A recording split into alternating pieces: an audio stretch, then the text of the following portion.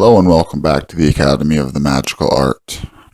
Today we're going to be discussing Sabbats and Esbats in an introductory manner to be expounded upon in videos to come. A good friend of mine emailed me this morning, which is why I'm making this video, and we are in December right now, so he emailed me with a question: how do you celebrate the winter solstice? Well, I replied to him, well, there's not really a right way or a wrong way to celebrate the solstice or any other esbat or sabbat.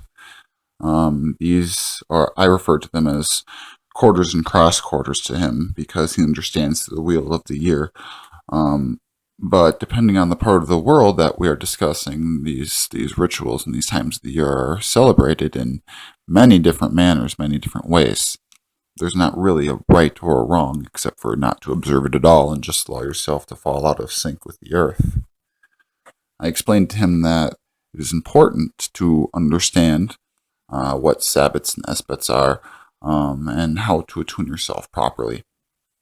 So we are going to take an introductory look, as I said, at what Esbats and Sabbats are, and then later in this playlist we will expound upon each Sabbat and what it holds, what vibration it holds.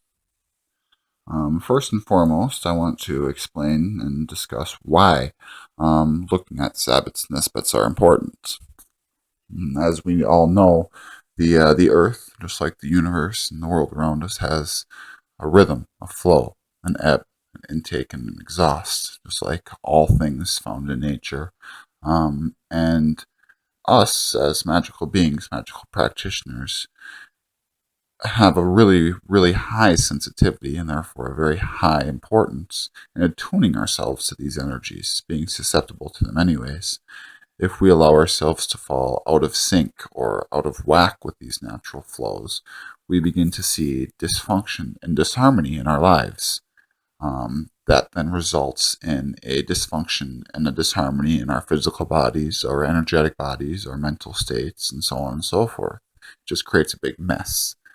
So first and foremost, it's just a lot easier to stay in tune with your own personal natural rhythms, the rhythms of your life, and then following with the rhythms of the world and the rhythms of the universe, the mother and the father.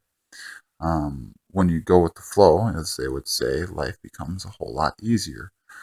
Part of doing that is observing the Sabbats and the Esbats, or the quarters and the cross quarters. Generally, people will start the Wheel of the Year with Samhain, or Halloween, All Hallows Eve, which is November's Eve, October 31st, followed by Yule, Winter Solstice, Imbolc, or Candlemas, Ostara, Spring Equinox, often referred to as Easter by our friends the Christians, Beltane, which is May's Eve, Litha, or Summer Solstice, Lungstad, or Lammas, or August Eve, Mabon, or the Fall Equinox, is the last of the quarters and cross quarters starting from Samhain. And as this wheel, as you would, turns, pagans will celebrate their 8 holy days, or Sabbats. Some say the Lady of Life rules over the spring and the summer, while the Lord of Death and Resurrection rules the fall and the winter. Some would say that the Divine Son is born on the Great Mother at Yule, lies in ecstasy with the young goddess at Beltane, sacrifices himself in life's cause at Lammas, and then this wheel turns and starts all over again. As I said, it's very, very important to find yourself in sync with this wheel, to roll with this wheel.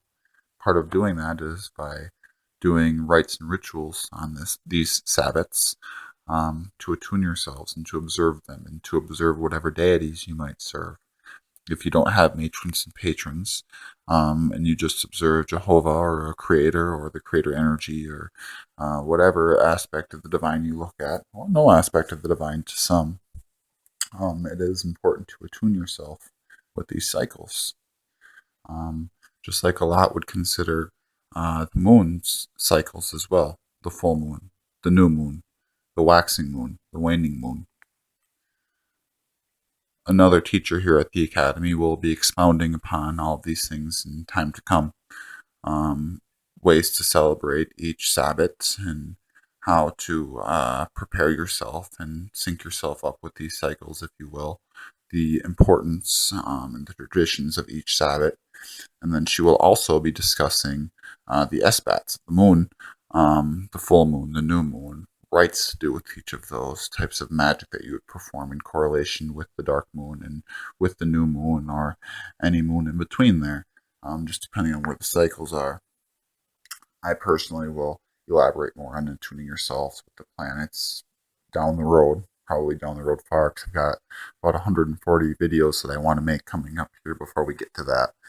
So I hope you'll find this introduction helpful, and if you so choose, seek out some further information on the Sabbats and on the Esbats and what you can do in your own time to attune yourself to those things. And stay tuned for more videos. Please subscribe to our channel, and you will receive regular updates when we have posts, and you'll find more information on this subject to come. Thank you for joining with us today, and have a blessed day.